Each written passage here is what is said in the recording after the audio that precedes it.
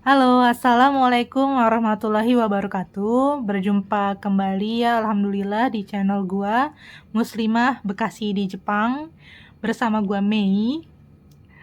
Oke, jadi di video kali ini gua pengen sedikit sharing ya atau berbagi cerita karena lumayan banyak juga orang-orang atau teman-teman gua yang nanya gimana sih caranya gua bisa sampai ke Jepang.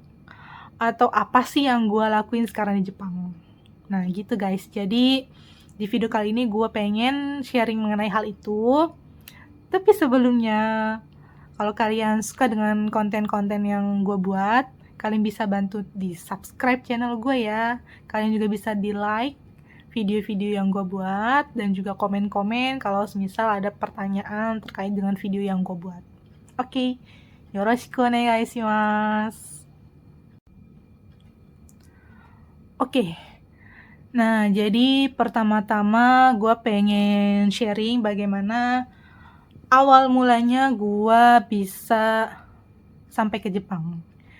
Nah jadi saat gue kuliah ada sensei gue, dosen gue di kampus yang menawarkan sebuah program namanya Shogakukin Caregiver. Shogakukin itu adalah beasiswa pinjaman, di mana kita harus sekolah mulai dari Nihongo Gakko atau sekolah bahasa Jepang ya, Nihongo Gakko itu, lalu kita harus pergi ke Seimon Gakko. Seimon Gakko itu adalah sekolah kejuruan di mana kita belajar mengenai caregiver di sekolah itu selama 2 tahun di Seimon Gakko. Nah, gua itu belajar di Nihongo Gakko selama 1 tahun 3 bulan ya, 1 tahun 3 bulan kalau nggak salah. Dan gue belajar di Seimon Gakko selama 2 tahun. Nah, tahun ini alhamdulillahnya gue sudah lulus Seimon Gakko dan sudah mulai bekerja sebagai karyawan caregiver ya di salah satu shisetsu atau rumah panti jompo di Jepang. Nah, oke guys, jadi mengenai apa sih pekerjaan caregiver atau care worker itu sendiri. Kalau dalam artian bahasa Inggris ya, caregiver itu adalah pekerjaan untuk memberikan perhatian ya.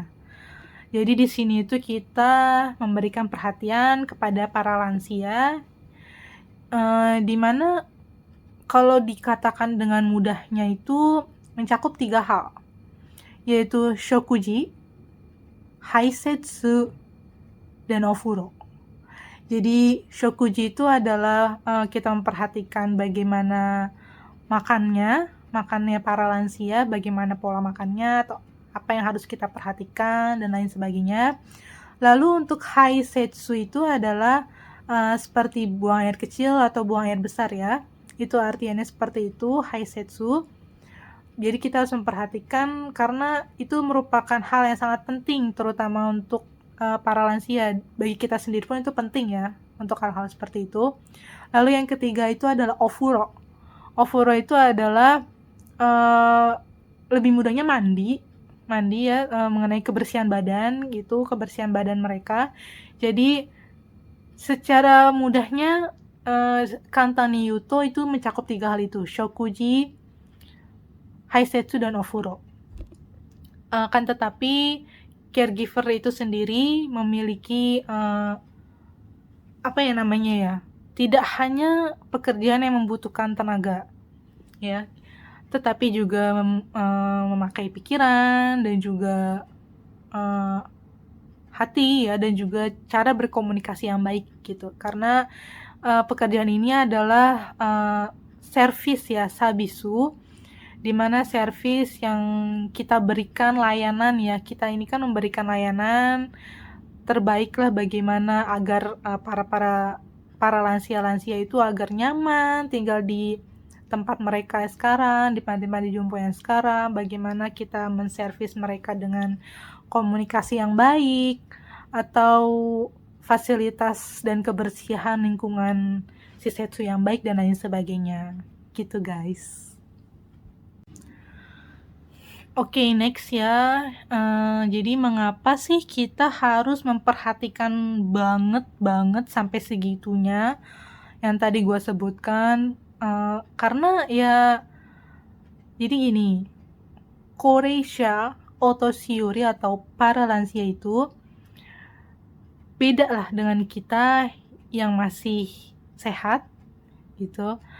Mereka itu sebagian besar sudah fujiu, tidak bisa dengan bebas menggunakan tubuh mereka sendiri. Jadi, harus kita perhatikan karena mereka tidak bisa memperhatikan diri mereka sendiri lagi, gitu.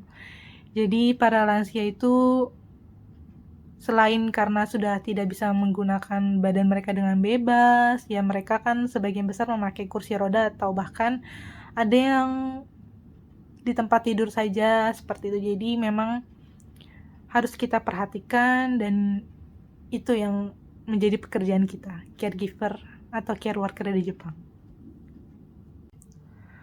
Nah guys, tadi kan gue bilang ya bahwa gue ditawarkan program Shogakin Caregiver ini oleh sensei gue atau dosen gue di kampus. Nah, jadi sensei gue itu punya sebuah lembaga guys, di mana lembaganya itu bisa menyalurkan orang-orang yang ingin belajar di Jepang atau orang-orang yang ingin bekerja di Jepang. Nama lembaganya itu Naosin Training Center. Nanti linknya bisa gua taruh di description ya, kalian bisa baca description video ini. Nah, jadi gitu guys, sensei gua itu yang membantu gua bersama 2 orang teman gua, kita bertiga. Alhamdulillahnya bisa sampai ke Jepang. Ya, sensei gua itu yang membantu kita mengenai segala macamnya, dokumen, interview, bagaimana prosesnya. Alhamdulillahnya kita bisa sampai di Jepang. Jadi gitu guys. Oke, next-nya, jadi kenapa sih gua mesti istilahnya mesti belajar dulu gitu ya di Nihongo Gakko, terus gua mesti ke Seimon Gakko gitu. Kenapa nggak langsung kerja aja gitu, jadi caregiver di Jepang gitu kan. Nah jadi gini guys, jadi pada saat itu ya memang itu yang ada programnya gitu. Tapi sekarang guys, jadi kalau nggak salah ya mulai April 2019 itu ada sebuah program guys namanya Tokutegi no. Jadi Tokutegi no itu tuh kalau sekarang dikenal dengan double SW ya dalam bahasa Inggris, yaitu Specific Skilled Worker. Jadi para pekerja yang sudah mempunyai tenaga ahli gitu guys. Nah jadi caregiver ini atau perawat lansia ini termasuk salah satu dari program Tokutegi no itu. Kalau nggak salah ya ada 14 bidang lainnya seperti kayak konstruksi bangunan atau perikanan, pertanian, dan lain sebagainya. Caregiver atau perawat lansia masuk ke salah satu program Tokutegi no itu guys. Nah jadi kalau memang kalian tertarik gitu ya ingin bekerja sebagai caregiver atau care worker seperti gua di Jepang, sekarang itu nggak usah lagi, maksudnya memang ada cara lain gitu maksudnya, seperti program Tokutegi no ini, di mana kalian bisa langsung bekerja di Jepang, gitu guys. Jadi ya untuk bagaimana prosesnya dan lain sebagainya, mungkin salah satunya kalian tadi gua kasih tahu ya Naosin Training Center lembaga itu bisa kalian tanya-tanya juga di situ karena Naosin Training Center juga mempunyai program Tokutegi no-nya guys gitu. Oke guys, jadi sekian dulu video gua kali ini, semoga bermanfaat. Gua sudah sedikit sharing bagaimana gua bisa sampai ke Jepang, sedikit sharing juga mengenai pekerjaan gua di Jepang, yaitu caregiver atau care worker. Gue juga sudah sharing atau memberitahu kalian bagaimana atau cara yang lain, maksudnya tidak harus sekolah bahasa Jepang atau Seimon Gakko seperti gua, langsung bisa bekerja sebagai caregiver atau care worker di Jepang. Kalian bisa coba itu, semoga bermanfaat ya video yang gue buat ini. Terima kasih sudah menonton. Wassalamualaikum warahmatullahi wabarakatuh. See ya.